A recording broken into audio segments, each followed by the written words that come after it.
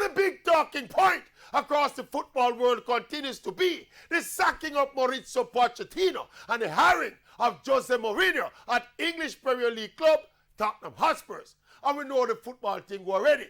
Tottenham is in 14th position in the league, and any coach not getting the results likely to get fired. But somehow, this particular firing seems unjust and ungrateful.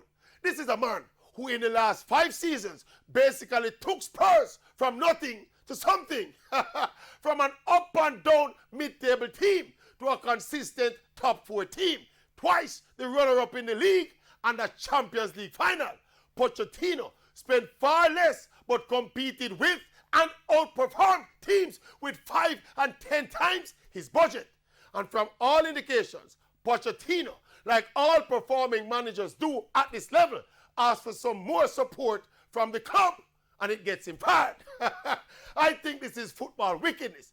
Pochettino earned the right to ask for and get more support from the club. Instead, he got booted. And to add insult to injury, it looked like Jose Mourinho did a bleach at the stadium door to take the man's job. And will no doubt get the money to spend that Pochettino did not get. Wickedness. Liverpool are my team. Dog, no business in a bush fight.